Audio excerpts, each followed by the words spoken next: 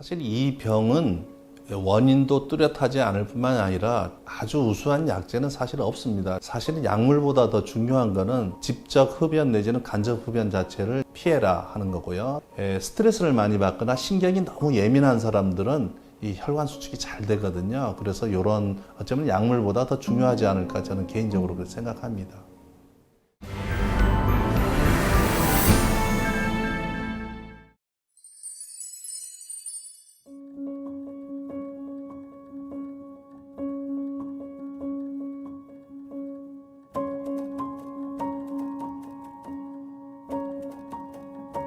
혈류 검사기라고 한다면은 그 손가락이나 발가락과 같이 이제 말단 부위에 동맥 혈류가 어떻게 가는지, 그리고 요즘은 또 기계가 또 더 발전돼서 그 부위의 온도 측정까지도 가능한 그런 기계거든요.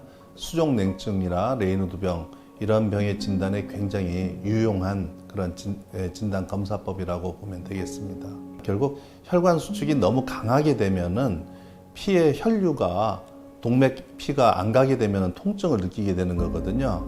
이 수족냉증 환자분들은 정상 실온에서는 괜찮은데 차가운 데 노출됐을 때 통증을 느낀다고 호소를 하잖아요. 그렇기 때문에 그거를 진단하기 위해서는 그것과 유사한 환경을 만들어 줘야 되거든요. 그래서 그 프레시스모그라피라고 하는 거는 실온에서 일단 혈류라든가 온도라든가 압력을 측정을 한 다음에 이제 얼음물에 담가서 차가운 환경을 유발시킨 다음에 이게 어느 정도 혈류가 떨어지는지 아니면은 떨어졌던 혈류가 어느 정도 빨리 회복되는지를 측정을 해서 진단뿐만 아니라 병의 중증도도 확인을 할 수가 있겠고, 또 치료 전후에 치료 효과도 판정할 수 있는 객관적인 검사 방법이 되겠습니다.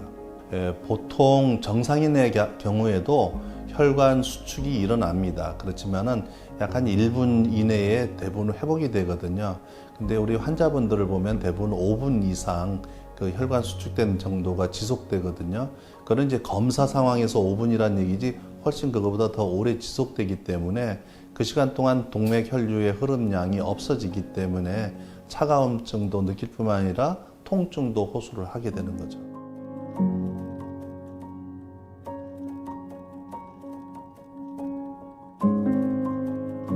결국은 이제 우리가 특히 동맥 같은 경우는 이제 뜨거운 피가 전달이 되지 않습니까?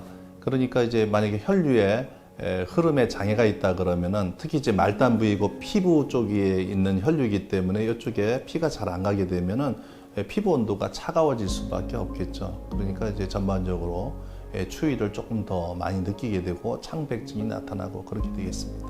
결국은 이러한 수족 냉증뿐만 아니라 이제 차가워지면 혈관이라는 건 수축하는 게 정상적인 이제 반응이거든요. 따라서 동맥이 많이 좁아져 있는 병, 특히 이제 동맥경화성 동맥폐색증 아니면 협착증 아니면 비동맥경화증이라는 게 있는데, 이제 비동맥경화증의 얘기가 예를 들면 담배를 많이 피워서 젊은 사람한테 오는 버거스병 뭐 이런 병의 혈관병, 그리고 동맥경화증 같은 경우는 이제 주로 중년 이후에 혈관이 폐색된 상태거든요. 동맥혈관이.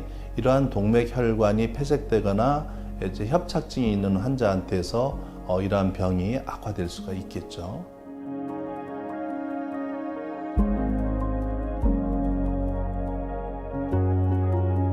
그 레이노드 병 원인에 대해서는 교과서에도 딱 뚜렷한 원인을 사실은 제시를 못하고 있어요. 근데 이제 우리 레이노드 병을 이제 두 가지로 나누는데, 하나는 레이노드 병이란 단어를 쓰고 하나는 레이노드 증후군이란 단어를 써요. 그 레이노드 증후군이라고 하는 거는 이러한 수족냉증을 유발하거나 더 악화시키는 다른 질환을 동반했을 때, 예를 들면은 이제 류마티스 병이 대표적인데, 류마티스 병을 갖고 있는 환자, 그리고 아니면은 이제 젊은 사람들한테서 담배를 많이 피면은 혈관이 막히는 이제 버거스병이라든가 갑상선 기능 저하증에서도 이러한 증상이 유발되는데, 이러한 질환을 동반해서 수족냉증이 나타나는 경우를 레이노드 증후군이라고 그러고, 이러한 원인이 전혀 없다, 그런데 수족내증이 나타나면은 이제 레이노드 질환이라고 그러거든요. 이렇게 보면은 레이노드 질환의 원인은 아직 뚜렷한 건 없다라고 지금 교과서에는 현재 돼 있습니다. 그렇지만은 이것을 동반하는 질환들이 있으면은 그 질환을 잘 관리를 해서 병이 악화되는 것을 막아야 된다. 뭐 이 정도 교과서에 기술돼 있죠.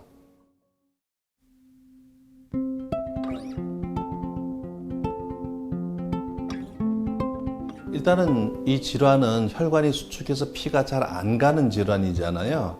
그렇기 때문에 일단 기본적인 치료 약물은 혈관을 확장시켜서 피를 잘 보내주는 그러한 약물 치료를 기본적으로 하는데 뭐 대표적인 것이 이제 프로스타그란딘이라는 약물을 기본으로 해서 약물이 많이 이제 처방이 되고 있고요. 환자에 따라서 사시사철 약물을 복용하시는 분도 있고 이제 제가 이제 환자들이 좀 오래 보다 보니까 계속 약 먹는 것도 사실 지루하잖아요. 그래서 환자분에 따라서는 이게 검사 결과도 좀 좋아지고 하는 경우는 생활 습관을 잘 제가 설명을 드리고 그거를 따라서 한다는 조건 하에서는 이제 더운 계절에는 약을 일시적으로 중지해서 환자를 좀 편안하게 해드리는 경우도 꽤 있습니다.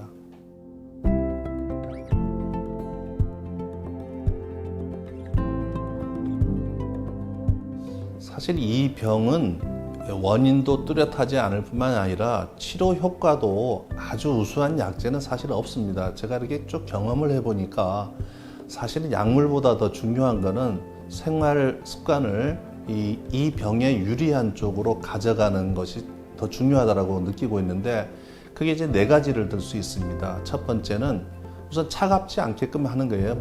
전신을. 근데 이제 많은 사람들이 생각하기 차갑지 않게 하라 그러면 얼음을 안 만지면 된다고 생각하지만은 그거보다는 아침에 일어나서 우리가 세수하는 그 순간부터 차가운 물에 노출하지 않게끔 특히 이제 주부 같은 경우에서는 이제 설거지 같은 거라든가 할 때도 따뜻한 물로 하십시오 하는 거.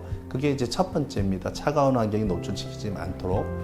두 번째는 이제 담배가 다른 병에도 안 좋지만 이 병 역시 담배가 굉장히 안 좋은 걸로 되어 있기 때문에 직접 흡연 내지는 간접 흡연 자체를 이제 피해라 하는 거고요. 세 번째는 음식으로는 카페인이 많이 들어있는 음식이 안 좋은 걸로 되어 있습니다. 이 카페인이 이제 각성제로 우리가 많이 하지만은 교감신경을 또 활성화시키는 역할을 하거든요. 그래서 혈관 수축을 유발하기 때문에 카페인을 전혀 드시지 말라 그런 표현은 아니고요. 지나치게 카페인을 많이 드시는 것은 좀 이 병을 가진 사람들은 자제를 해라라고 하는 거고 마지막 네 번째는 스트레스를 많이 받거나 신경이 너무 예민한 사람들은 이 혈관 수축이 잘 되거든요. 그래서 이런 그러한 신경적인 거, 정신적인 거를 잘 관리하십시오 하는 게 그렇게 네 가지가 굉장히 중요한 어쩌면 약물보다 더 중요하지 않을까 저는 개인적으로 그렇게 생각합니다.